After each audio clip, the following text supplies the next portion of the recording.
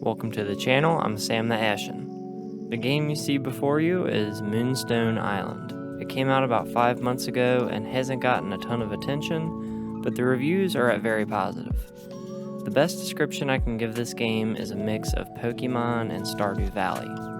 There are other inspirations that you see in the game, like Slay the Spire because of its focus on deck building.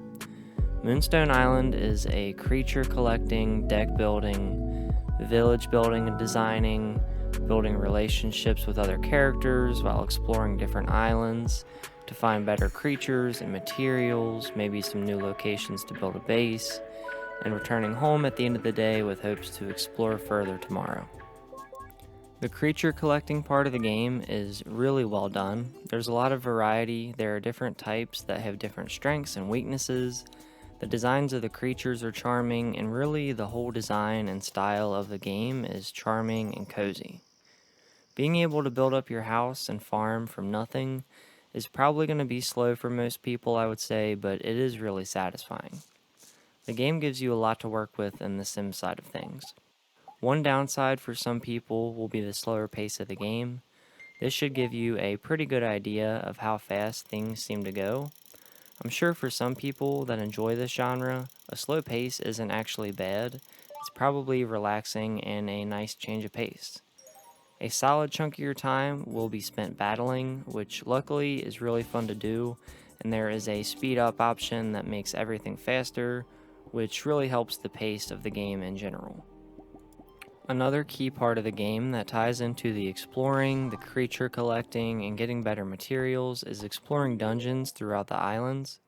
Some dungeons have bosses and puzzles that you need to complete, and you'll be rewarded with some nice loot at the end that can really help you take things to the next level with your home and your creatures. The exploration is generally slow, but it's not tedious, and it is fun and relaxing to explore different islands and pick up new materials that will help you and your creatures get stronger.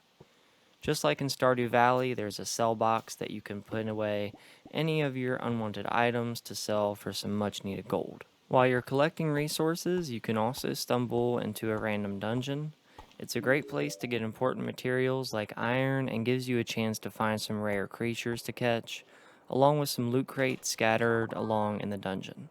It's always nice to be rewarded for going out of your way to explore.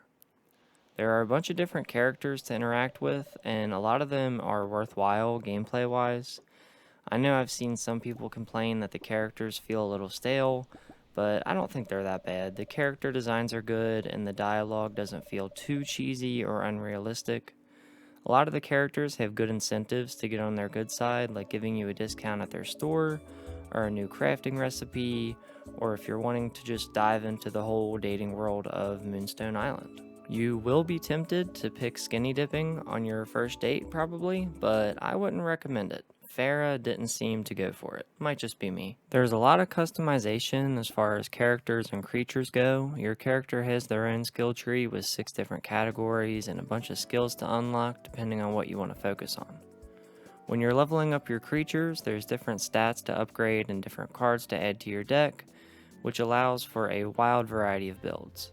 There's a nice short tutorial in the beginning, and then boom, you're off on your own to go as you wish, starting off at the bottom. Moonstone Island is a really solid blend of multiple genres and gameplay ideas that I think mesh together really well overall. The game is still getting updated, so things will probably improve even further, and maybe even new content will be added.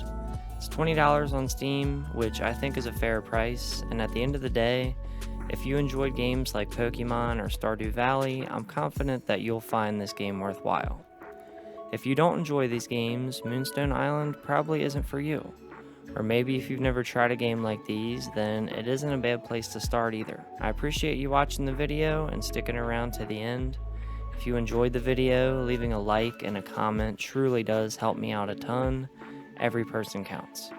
If you want to see more from me, go ahead and subscribe. I post once a week on Sunday, so I'll never clog up your feed. I hope I see you next time. Have a good one. Peace out.